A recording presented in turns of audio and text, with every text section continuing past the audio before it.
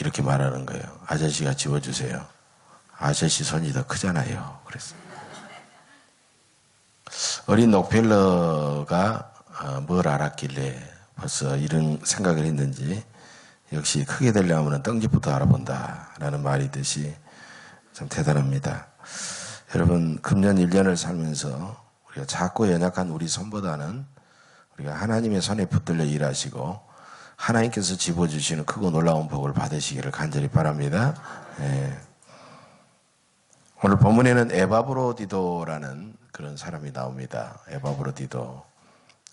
이 바울에게 잊을 수 없는 동역자의 한 사람이죠. 이 사람의 뜻은 이제 에바브로디도라는 이름은 뭐냐, 매력적인 뭐 이런 뜻이 있어요. 매력적인. 이 에바브로디도는 빌립보 교회의 담임 교역자였습니다. 그런데 바울을 위해서 빌립보에서 로마까지 얼마나 많이 떨어져 있습니까?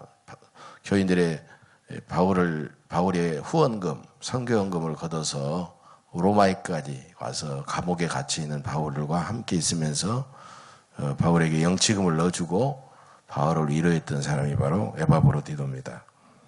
그런데 머나먼 여행길이었는지 그는 중병에 걸렸습니다. 보통 병이 아닙니다. 그래서 거의 죽을 정도의 그런 병에 걸렸습니다. 얼마나 본인도 근심되고 바울도 걱정이 됐겠습니까?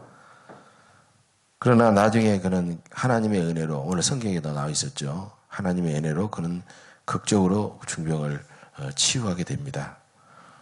그래서 너무너무 감사해서 이제 에바브로디도를 통해서 선교 후원금, 영치금 그것을 공급받고 또 에바브로디도가 병에 걸렸는데 나은 것을 너무 감사해서 이제 빌립보 교회에게 보낸 편지가 바로 빌립보서라는 그런 편지죠. 25절에 보면 바울은 이 에바브로디도에 대해서 빌립보 교인들에게 이렇게 말합니다. 그는 나의 형제요, 함께 수고하고 함께 군사된 자요, 너희 사자로 내가 쓸 것을 돕는 자다. 이렇게 에바브로디도를 칭찬하고 있습니다. 이것을 하나하나 오늘 살펴보면서 은혜를 나누고자 합니다. 첫째로 바울은요, 에바브로디도를 나의 형제다 이렇게 말하고 있습니다. 우리가 이미 뭐 형제님, 자매님, 뭐 누구 형제 이렇게 부르는 것이 보편화되었습니다만은 바울이 에바브로디도를 나의 형제다라고 부른 것은 대단하죠. 사실 빌립보 교회를 세웠던 사람이 바울이고 에바브로디도를 그에게 복음 전파자로 대신 세운 사람도 바울입니다. 에바브로디도는 바울의 제자요, 아들과 같은 그런 존재입니다. 그러나 교회에서 말할 때는 그는 나의 형제다 그렇게 말합니다. 이것은 무슨 뜻이겠습니까? 여러분, 나이에 상관없이 직분에 상관없이 교회에서 함께 섬기는 모든 사람들은 다 형제요 자매다 이런 의미가 있습니다.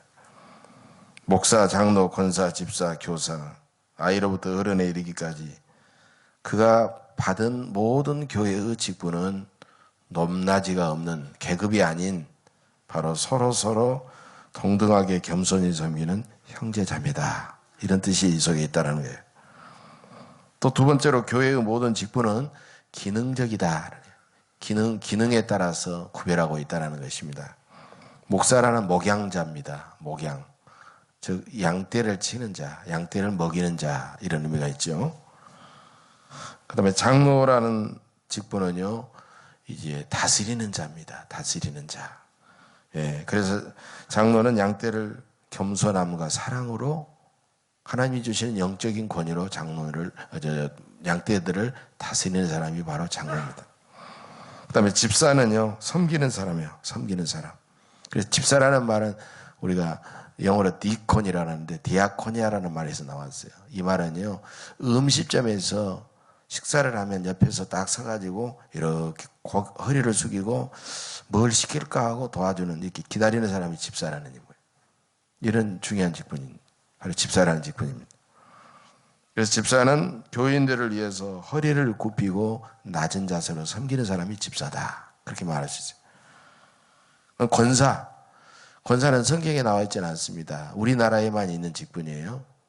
그래서 적어도 집사 10년 이상 된 분으로서 주어지는데 신앙의 연륜이 있고 믿음의 어떤 체험이 있기 때문에 연약하고 상처받은 사람들을 위로하고 그 사람들을 권면하고 따뜻하게 보듬어주고 섬기는 사람이 바로 권사님입니다. 그래서 목회자의 가장 큰 협력자요 동역자가 되는 분이 바로 권사입니다. 그래서 교회 직분은요 어떤 기능적으로 구별할 뿐 그것이 뭐 인격과 능력과 이런 차이가 있지 않다라는 거예요. 기능적으로.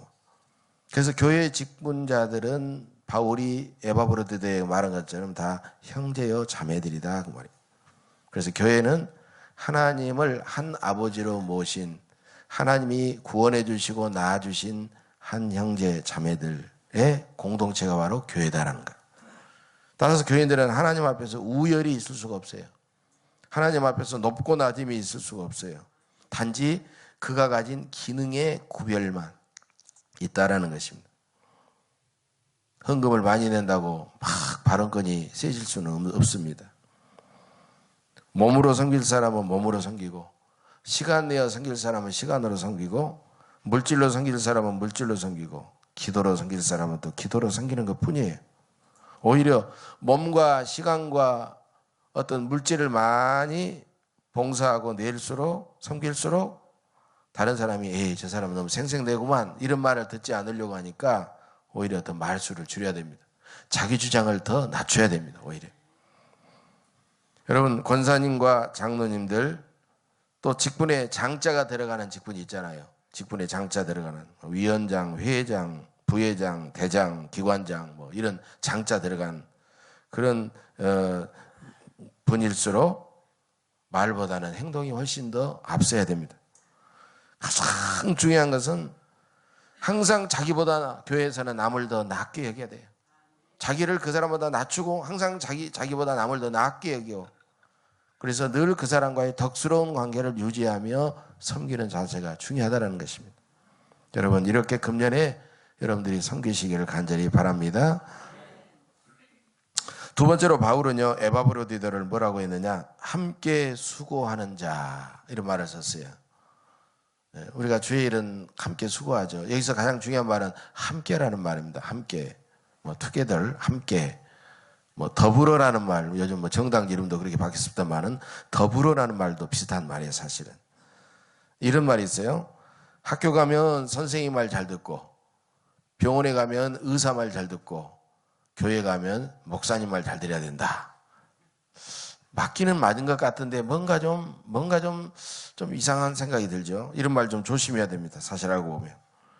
그러니까 교회 일은 다 목사님이 알아서 하니까 너는 말만 잘 들으면 돼. 이런 식의 사고방식. 대단히 수동적이고 피동적이다 말이죠.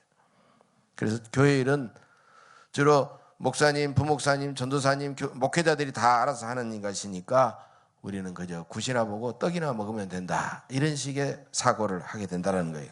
그건 대단히 잘못된 그런 생각입니다. 왜 그럴까요?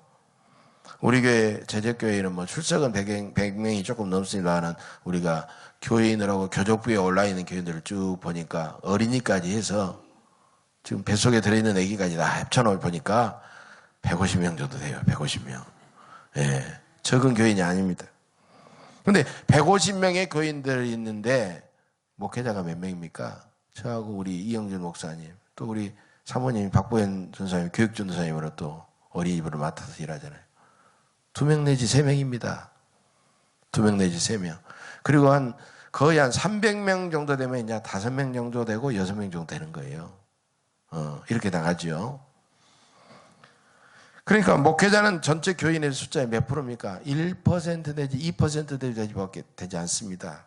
그리고 나머지는 다 98%, 99%는 전부 다 평신도 교인들이다라는 겁니다. 따라서 소수의 목회자가 이리 뛰고 저리 뛰고 아무리 열심을 내더라도 절대 다수인 평신도가 각 기관에서 열심히 능동적으로 일을 하지 않으면 그 교회는요 어려움에 침체에 빠질 수밖에 없고 어려움에 빠질 수밖에 없다는 것입니다.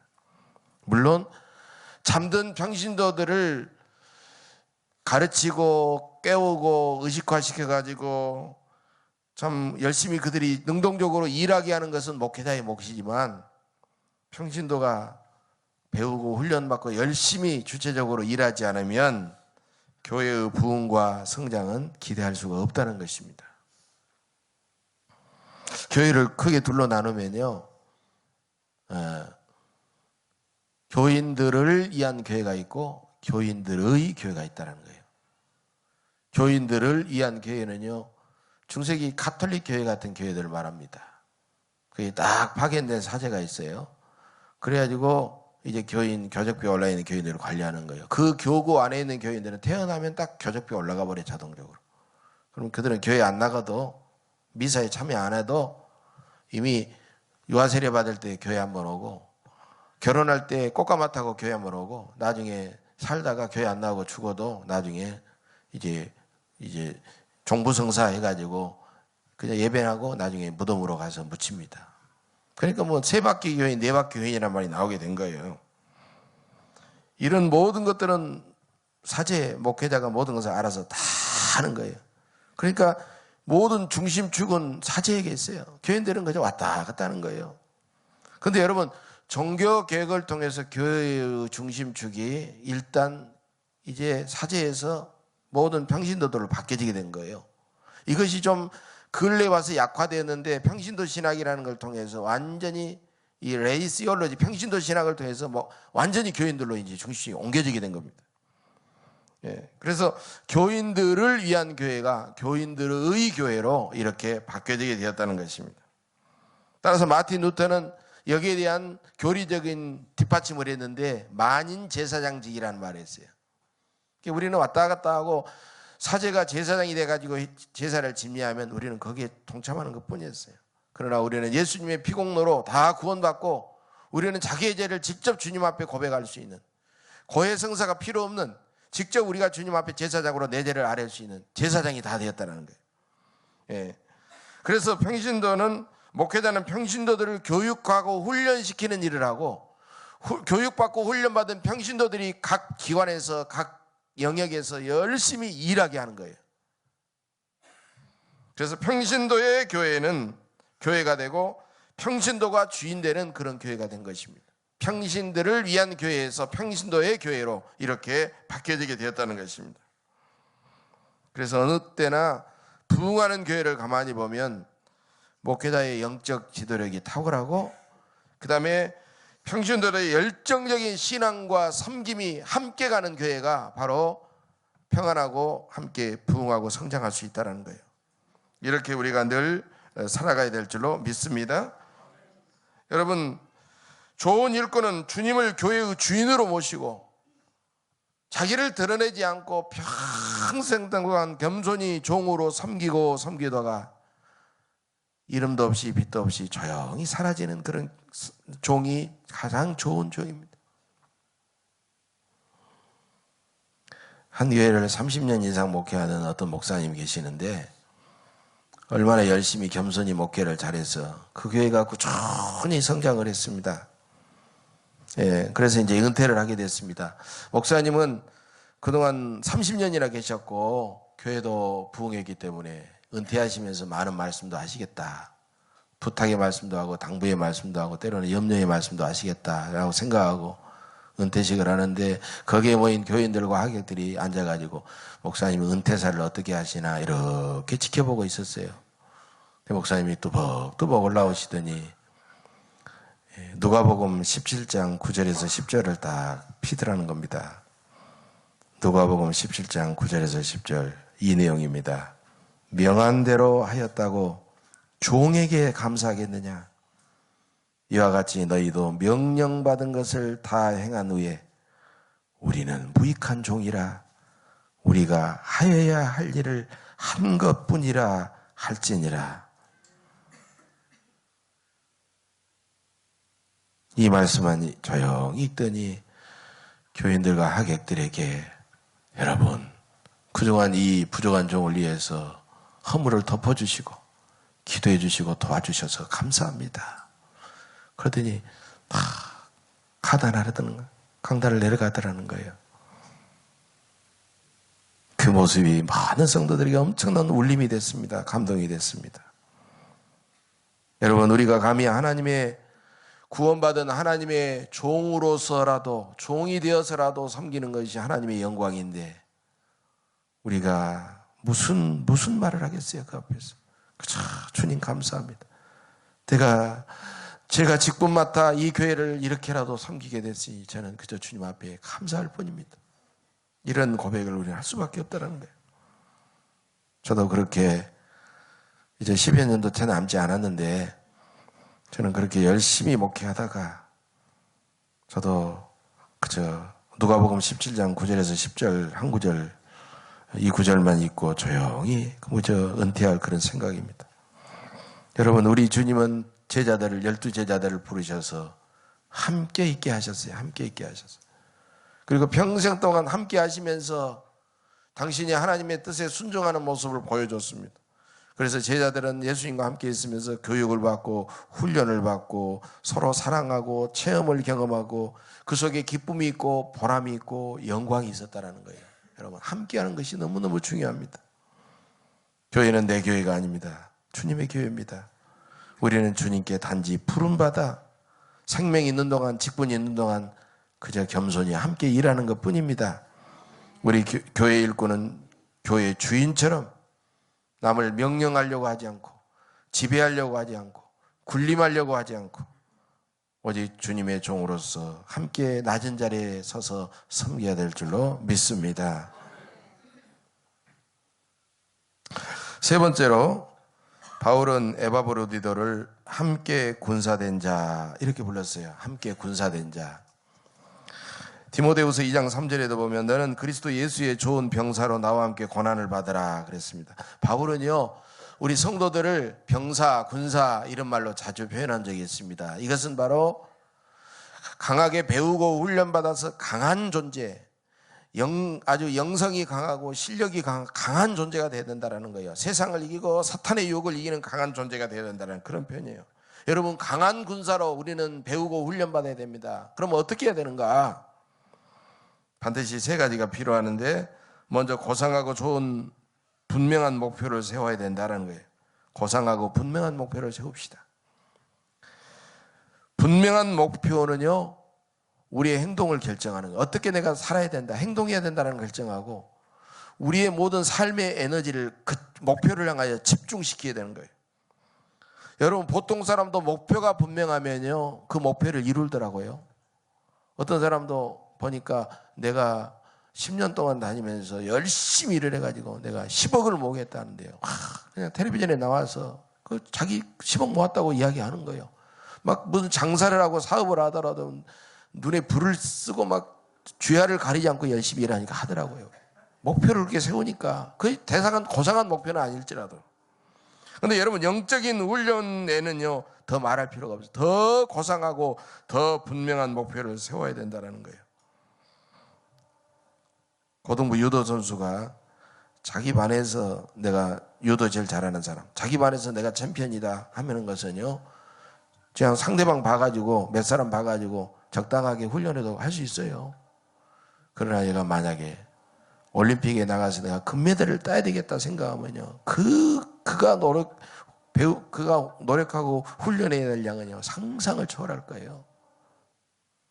하나님은 우리에게 소원을 두고 행하게 하십니다. 여러분, 소원과 욕심은 다릅니다. 욕심은요, 내가 바라는 것을 이루는 것이고, 내가 기도하는 가운데 하나님이 나에게 소원을 주시는 것은 하나님의 뜻을 내가 이루는 거예요. 그 소원을 목표로 세워놓고 우리는 그 뜻을 이루어 드리는 것이에요. 예? 그래서 우리는 새해에는 새로운 소원을 품고, 여러분, 신앙의 목표를 높고 분명하게 세우시고 그 목표를 향하여 지대하게 꾸준히 나가시기를 간절히 바랍니다. 여러분, 우리의 목표는 뭘까요? 바로 예수님이에요. 우리의 목표는 예수님의 믿음의 분량, 예수님의 인격, 예수님의 거룩한 삶을 우리의 믿음의 목표로 삼아야 된다는 것입니다. 우리가 이렇게 세울 수 있습니다. 좀 추상적이지만, 내가 하나님을 바로 열심히 알고 하나님을 믿고 내가 더 하나님을 체험하고 능력 있게 살고 내가 더 많은 사람들에게 감동을 끼치고 더 많은 영혼들을 구원하려고 내가 살아가야 되겠다, 그런 야무진 목표를 세웠다고 하면, 내가 금년에는 주일에 교회 한 번만 딱 나가고 다른 것은 전혀 하지 않는다라는 것과는 하늘과 땅 차이 전혀 다를 수밖에 없다는 거예요. 그래서 그런 사람은 어떻게 해야 되겠어요? 새벽 기도에도 참석해야 되지 않겠습니까? 그 다음에 쉬지 말고 기도해야죠. 늘 찬송해야죠. 그리고 늘 하루의 말씀을 내가 몇 장씩 읽어야 되겠다 정해야 되겠죠.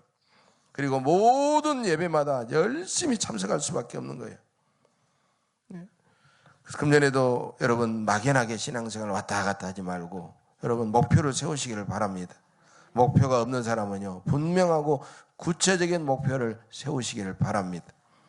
내가 하루에, 내가 한 달에, 내가 전반기에, 내가 1년에, 금년 2016년은 이렇게 하리라. 내가 성경을 몇 장을 읽어야 되리라. 내가 기도는 몇 시간을 하리라. 내가 몇 시간을 봉사하리라. 내가 얼마를 금년에는 헌금하리라. 내가 그동안 11조를 못했는데 금년에야말로 내가 온전한 11조를 시작하리라. 내가 금년에는 아무리 못해도 몇 사람을 내가 전도하리라. 여러분 이미 153 전도운동을 통해서 여러분들에게 전도의 그 목표 수치를 줬잖아요. 3명이잖아요. 3명. 153. 5사람 태신자 작성해서 열심히 내가 기도하고 찾아가고 그들을 섬기고 최선을 다해서 3사람의 열매를 거두겠다는 거예요. 그렇게 목표를 세워야만이 내가 기도하게 되고 애쓰게 되고 훈련받게 되고 영적으로 성장하며 좋은 일꾼이 될 수가 있다는 것이에요. 두 번째로 좋은 일꾼이 되려면 지금 당장 오늘의 즐거움을 잠시 유보해야 됩니다. 스코트 팩이라는 사람은 훈련에 대해서 이렇게 간단하게 말합니다. 오늘 고통을 먼저 선택하고 즐거움을 나중에 누리는 것. 이게 바로 훈련이라고 표현해요. 훈련이란 내일의 큰 즐거움을 위해서 오늘의 작은 즐거움을 잠시 유보하는 겁니다. 그래서 잔 맥스웰 목사님도 이런 말을 했어요. 오늘 놀게 되면 내일 지불할 것이요, 오늘 지불하면 내일 놀게 될 것이다. 그런 유명한 말을 했습니다. 똑같은 이야기입니다. 여러분 마태복음 13장 44절에 보면 밭에 감추인 보화에 대한 그런 비유가 나오고 있습니다. 어떤 사람이 쟁기질을 하다가 쟁기에 뭐가 걸렸어요. 파보니까 엄청난 보물덩어리였어요.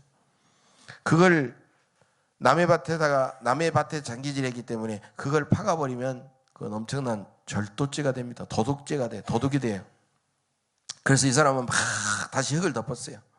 그리고 집에 와가지고 자기 집에 있는 모든 것을 다 팔았습니다.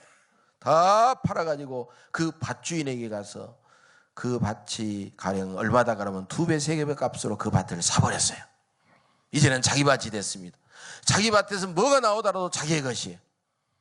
그래서 그 밭을 사니까 사람들이 쓸모없는 밭을 산다고 조롱하고 손가락질하고 미친놈이라고 막 이렇게 막 이야기를 하는 거예요. 그래서 그 사람은 다 참았습니다. 왜? 나중에 그 엄청난 보화를 가질 생각을 하니까 너무 감사하고 기쁨이 넘치는 거예요. 다 참아내는 거예요. 여러분 훈련도 그와 같다는 겁니다. 예. 지금 고생하면 나중에 즐겁고 지금 즐거우면 나중에 고생한다는 거예요.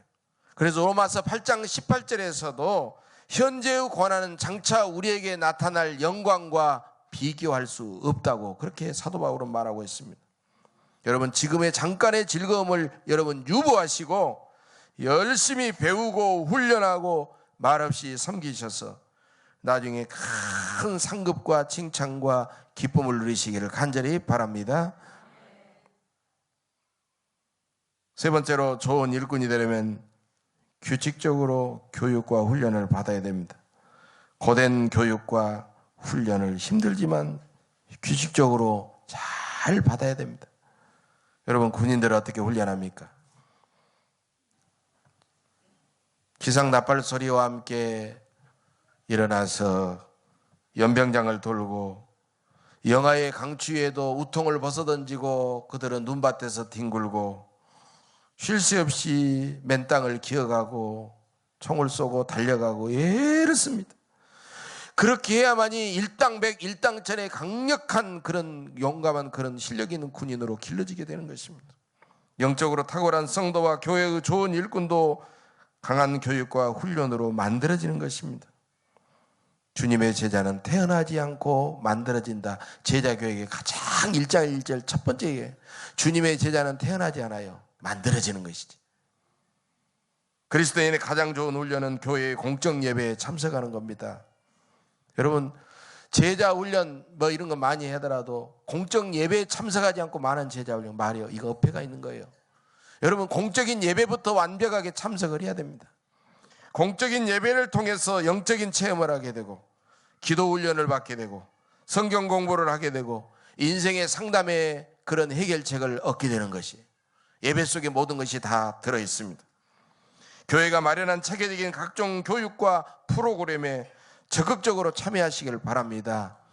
앞으로 여러 가지 많은 교육 프로그램, 훈련 프로그램을 여러분들에게 제시할 겁니다. 여러분들이 감당할 수 있는 한 최대한으로 열심히 적극적으로 참여해 주시기를 바랍니다. 이런 연속된 과정을 세 가지 과정으로 압축할 수가 있어요. 신자와 제자와 사역화, 이렇게 말할 수가 있습니다. 그래서 내가 먼저 진실한 그리스도인의 제자가 되고, 이제 신자가 되고, 구원받은 신자가 되고, 그리스도의 일을 할 수 있는 신실한 제자가 되고, 주님의 큰 일을 감당할 수 있는 일꾼으로 사역화가 되는 거예요. 이 과정들 뿐만 아니라 여러분께서 건전한 영성 집회에도 열심히 참여하시고, 쉬지 말고 기도하시고, 성경과 신앙 양서를 계속해서 읽으시고, 개인적으로는 구제와 봉사와 전도와 선교에도 열심히 참여하시기를 간절히 바랍니다. 여러분, 이런 과정을 통해서 하나님이 기뻐하시고 쓰시는 신실한 일꾼으로 여러분들은 변화되고 거듭나게 될 것입니다. 하나님께서 기뻐하시는 교회의 신실한 일꾼이 되기 위해서 여러분은 구체적으로 무엇을 해야 될까? 몇 가지를 더 여러분들에게 말씀드리고 싶습니다. 먼저 여러분, 거룩한 소원을 품어야 합니다. 내가 항상 거룩한 소원을 품어야 돼요. 하나님 그분을 소원해야 됩니다. 하나님 당신을 만나기를 원합니다. 주님을 체험하기를 원합니다. 우리가 먼저 주님을 소원해야 돼요. 주님을 소원해야 돼요. 그리고 주님이 주시는 사랑과 그 능력과 은혜를 우리가 소원해야 돼요. 그리고 하나님의 거룩한 일꾼이 되기를 소원하는 그런 소원을 금년에 가져야 됩니다. 또 한 가지, 교회의 신실한 일꾼이 되기에 여러분은 늘 열린 마음을 가져야 됩니다. 열린 마음. 마음이 열려야 하나님의 은혜를 받습니다. 마음이 열려야 우리가 다른 사람을 말을 경청할 수가 있습니다. 그리고 자신도 변화될 수가 있습니다. 열린 마음은 어떤 마음일까요? 열린 마음은 기도하는 마음이요, 긍정적인 마음이요, 겸손한 마음이요, 자기보다 남을 먼저 배려하는 그런 마음입니다.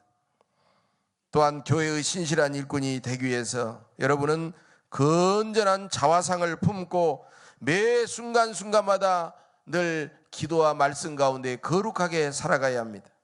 나는 하나님의 십자가 은혜로 구원받은 하나님의 자녀요, 천국 백성이요, 거룩한 주님의 제자라는 아름다운 자화상을 여러분들이 갖고 죄악과 세상과 온갖 유혹을 이기며 매 순간마다 거룩하게 살아가야 합니다. 또한 교회의 신실한 일꾼이 되기에 여러분은 자신의 은사를 개발하고 열심히 헌신해야 됩니다. 여러분, 헌신해야만이 은사를 개발할 수 있어요. 헌신하지 않았는데 은사가 개발된다는 것이 있을 수가 없어요. 왜? 은사는 일하기 위해서 하나님께서 우리에게 주신 선물이기 때문에 그렇습니다. 하나님, 제가 이런 일을 하고 싶어요. 막 기도하고 몸부림치는 가운데 은사가 그에게 임하는 것입니다. 헌신해야만 거룩하게 되고, 헌신해야만 은사를 받고 섬기고 성장하고 성공할 수가 있다는 것입니다. 헌신은 무엇입니까? 나 자신을 하나님 앞에 온전하게 드리고, 자신에게 부여된 직분에 충성하고, 하나님이 나에게 주신 온갖 달란트를 선용하여 하나님께 갑절이나 남기는 것, 바로 그것이 우리에게 은사를 개발하고 헌신하는 것입니다. 교회의 신실한 일꾼이 되기에 여러분은 시간을 잘 관리해야 됩니다. 우리 장로님께서도 방금 기도하셨습니다만 시간을 관리를 잘 해야 돼요. 여러분, 뭐니 해도 시간은 하나님께서 우리에게 주신 최고의 자산입니다. 최고의 자원이에요. 시간 관리를 어떻게 하느냐에 따라서 그 사람의 성공과 그 사람의 행복이 결정이 되어버리는 것입니다. 그래서 시간을 잘 관리한다라는 것은, 시간을 잘 쓴다라는 것은 목표를 세워서 그 목표에 늘 집중하시고 미루는 습관을 버려야 되는 거예요. 미루는 습관을 버리고 낭비되는 습관을 붙잡고, 그리고 시간을 효율적으로 질적으로 사용하는 겁니다. 그냥 많이 내가 쓴다고 되는 게 아니에요. 효율적으로 질적으로 시간을 사용하는 것입니다. 또 한 가지 교회의 신실한 일꾼이 되기에 여러분은 인간관계에 성공해야 됩니다. 여러분, 신앙은 관계입니다. 하나님과 우리와의 관계, 우리와 이웃들과의 관계입니다. 성공과 행복은 좋은 인간관계에서 이루어지며 영적인 성장과 사역도 역시 좋은 인간관계에서 이루어질 수밖에 없다는 것입니다. 좋은 인간관계를 이루기 위해서는 가장 먼저 자기 자신을 용서하고 자기 자신과 화해해야 됩니다. 우리가 좋은 자화성을 갖기 위해서는 자기를 용서하고 자신과 화해해야 돼요. 자신을 비난하고 자신을 자학하고 자신을 못난 사람 취급하면요, 그 사람은 좋은 인간관계를 맺을 수가 없는 거예요. 남에게 자신 있게 다가설 수가 없는 거예요. 그 다음에 절대로 남을 비난하지 말고 항상 남의 장점을 보고 강점을 보고 칭찬하고 격려해 주시고, 그 다음에 남의 말을 늘 귀를 기울여 경청하시고, 상대방의 필요를, 나보다도 상대방의 필요를 먼저 채워주시고, 즉 갈등이 생기면 갈등을 나중에 질질 끌지 말고 적극적으로 다가가서 갈등을 해결하시고 계속 그 사람의 이름을 부르며 중보기도 하며 축복해야 될 줄로 믿습니다. 이럴 때 인간관계는 날마다 좋아지는 거예요. 교회의 신실한 일꾼이 되기에 여러분은 규모 있는 삶을 살아가시기를 바랍니다. 규모 있는 삶이란 무엇일까요? 하나님과 다른 사람들과 조화와 균형을 이루는 삶을 의미합니다. 조화와 균형을 이루어야만이 어떤 한쪽에 너무 지나치지 않고 극단적으로 치우치지 않습니다. 영혼과 육체 함께 돌봐야 됩니다. 어느 한쪽으로 치우칠 수 없습니다. 예배와 생활 어느 한쪽으로 치우칠 수 없습니다. 안식과 노동 어느 한쪽으로 치우칠 수가 없습니다. 기도와 순종 마찬가지입니다. 이 모든 삶의 조화와 균형을 이루어 성공하고 행복한 삶을 살아가시기를 간절히 바랍니다. 사랑하는 교회 여러분, 하나님의 신실한 일꾼이며 바울의 신실한 동역자인 에바브로디더는 하나님과 교회와 주님의 종 바울을 어떻게 섬겼습니까? 오늘 본문 30절에 나와 있습니다. 그가 그리스도의 일을 위하여 죽기에 이르러도 자기 목숨을 돌보지 아니한 것은 나를 섬기는 너희의 일에 부족함을 채우려 함이라. 여러분, 에바브로디더는 자신이 교회를 섬기는 것이 아니라 바울이 교회를 세웠는데 바울이 감옥에 있으니까 이 교회를 섬기기보다니까 내가 바울을 위하여 내가 채우리라. 최선을 다해서 그가 중병에 걸렸지만 자기 목숨을 돌보지 않고 주의 교회, 주님의 일, 주의 종을 위하여 충성했던 것입니다. 그래서 하나님은 중병이 회복되는 은혜를 그에게 베풀어 주셨고 주의 종을 놀랍게도 크게 감동시켰으며 후대 그리스도인들에게 신실한 교회 일꾼의 롤 모델이 되었다는 사실입니다.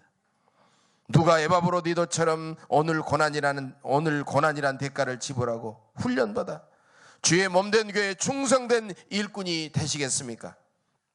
누가 우리 예언교회를 위해 앞으로 자기 목숨까지 내어놓으시며 충성하시겠습니까? 누가 주님을 참으로 기쁘시게 하며 다른 성도들을 참으로 감동시키시겠습니까? 그런 사람은 비록 가난하고 비록 연약하고 비록 어려움에 처했을지라도 자기 목숨을 돌보지 아니하고 더욱 주님을 위하여, 교회를 위하여, 주의 종을 위하여, 성도들을 위하여 헌신하고 충성을 다하는 사람입니다. 금년 한 해를 하나님의 은혜로 시작하신 교우 여러분, 하나님의 크고 강한 손에 붙잡혀 더욱 여러분 강해지시기를 간절히 바랍니다. 말씀으로 훈련받고 쉬지 말고 기도하시고 영적으로 계속 성장하시고 하나님이 기뻐하시고 쓰시는 신실한 일꾼이 되셔서 주님의 몸된 우리 예언교회를 위해서 더욱 충성하시고 충성을 다하시는 여러분들의 삶이 되시기를 간절히 축복합니다. 기도하겠습니다.